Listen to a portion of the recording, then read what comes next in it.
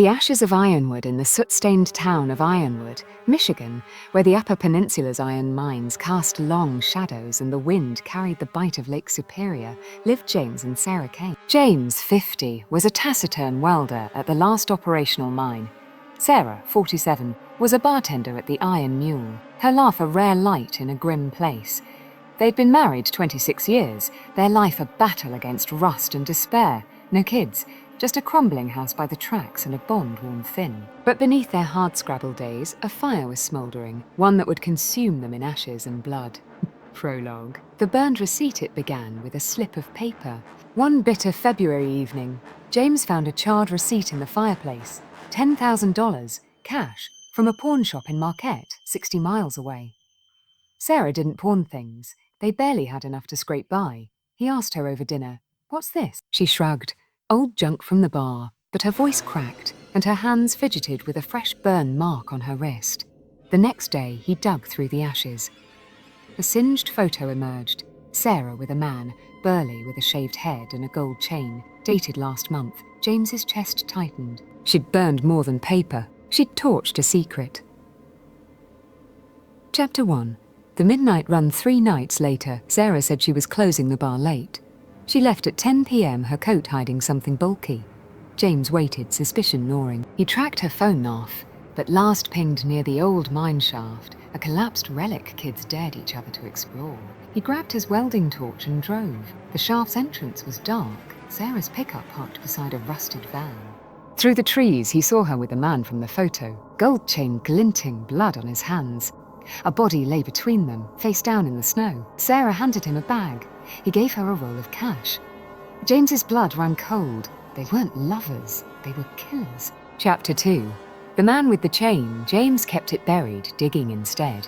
He asked his foreman, Pete, a grizzled miner with jailhouse ink, about a guy with a gold chain. Pete spat.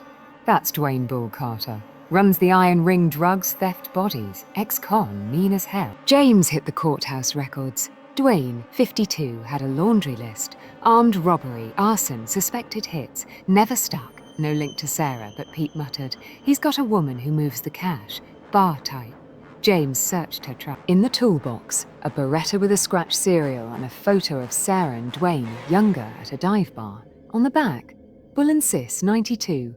James reeled. She'd hidden a brother all these years. Chapter 3. The ashen ledger. James grew desperate. Sarah started locking her purse, burning papers in the yard, coming home with soot-streaked clothes.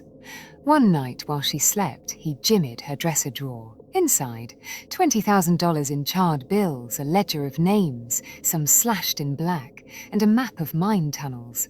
The ledger track drops, $150 K total. A note in Dwayne's jagged scrawl.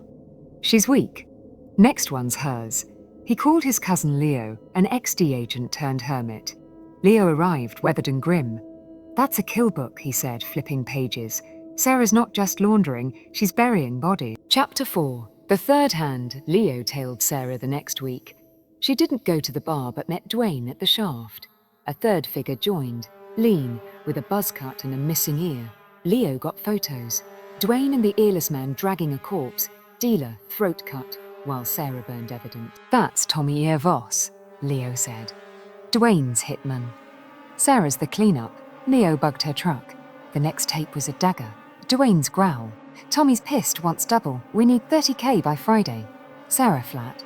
"James is asking questions, he's a prop." Tommy rasped. "I'll torch him with the next one."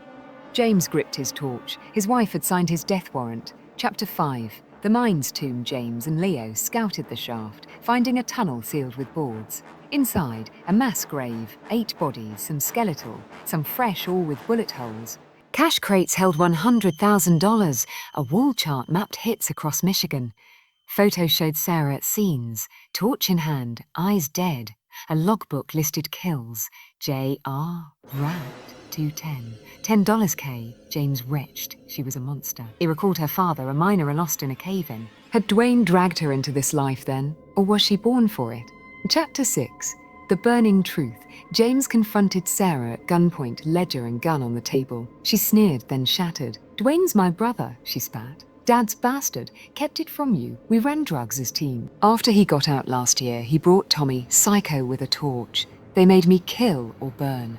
She confessed to torching a JR, a snitch starting her descent. The ledger tracked hits. The catch was her blood fee. I tried to shield you, she lied. James saw red. He called Leo. We ended. Chapter 7. The Iron Inferno. James and Leo set a trap. They spread word through a barfly. Sarah was snitching. That night, the shaft roared with fury. Dwayne cursed her. Tommy waved a torch. James and Leo filmed, Dwayne admitting murders, Tommy detailing burns. The F, tipped by Leo, stormed in.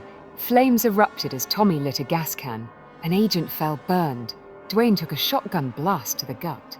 Sarah swung at Tommy. He torched her arm before a bullet dropped him. The tunnel yielded 9 bodies, $200,000 in cash, and meth iron rings ruin. Sarah's prince tied her to 3 kills. Her screams damned her. Chapter 8. The ashes fall. Sarah got life. Arson murder, no parole. Dwayne bled out. Tommy's corpse smoldered. James didn't watch the sentencing. He razed the house, sold his tools, and vanished into the peninsula's wilds, a husk of rage and grief. Epilogue. A cold ember Ironwood's mind stood silent, their shadows swallowing the past.